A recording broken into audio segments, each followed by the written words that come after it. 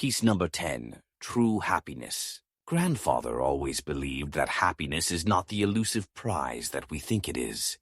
The grandeur of life cannot be suppressed by its daily mediocrities. I always ask a new class what their major goal in life is. Invariably, two answers dominate. I want to be rich and I want to be happy. The former is great fun because everyone wants to be rich. Few, however, are aware of the price. Time. Time for your personal development, time with your children, and time to build a relationship with your spouse. There is an emotional vulnerability in parents of wealth that arises from the prioritizing of material success over interpersonal relationships and the absence of supportive community networks and services. The latter, happiness, is a much more realizable goal because each of us innately possesses it. Happiness resides within. Our task is simply, or not so simply, to uncover it, to expose it. I am always very curious about the concept of happiness. It is so very subjective, isn't it? My joy need not necessarily be yours. What are the central tenets that bind us all to this concept? Certainly, at a minimum, there are three core beliefs that all happiness necessitates. Firstly, we must be active and proactive. Happy people have a goal and seek to fulfill it. It is never far from their consciousness. Striving for excellence makes a person happier. If happiness is activity in accordance with excellence, it is reasonable that it should be in accordance with the highest excellence, and this will be that of the best thing in us. Secondly, we are obligated to accept the reality of what occurs.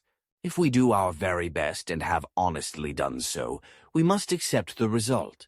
I write an exam for an Ivy League university, but don't receive a high enough score to be accepted. Disappointed? Yes, of course. Broken?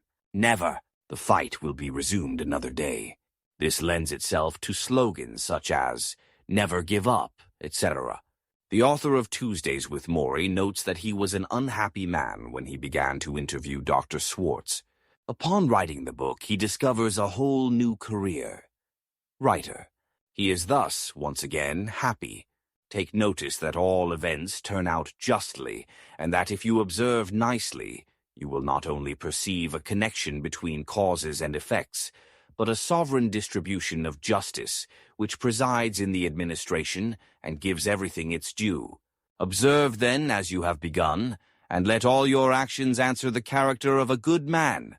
I mean, a good man in the strictness and notion of philosophy. The third essential element is hope.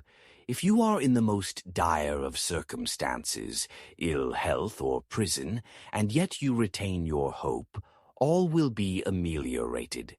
Hope produces a happy person.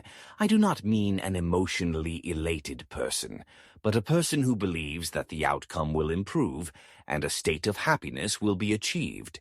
John Stuart Mill asks us the question, to paraphrase, who is happier, Socrates or a pig in mud? The answer is Socrates because he understands what happiness is. The Stoics teach us self-control, fortitude, and strength. Thus, the drive to discover my place in the universe is based on effort and thoughtfulness. Nothing can be nor will be accomplished without toil and spiritual and intellectual travail. The cell phone is therefore a dangerous diversion in our desire for growth. All users beware. All actions of self-improvement require effort, thoughtful introspection to attain inner maturity. Former American President Calvin Coolidge has a thought. Knowledge comes, but wisdom lingers. It may not be difficult to store up in the mind a vast quantity of facts within a comparatively short time, but the ability to form judgments requires the severe discipline of hard work and the tempering heat of experience and maturity.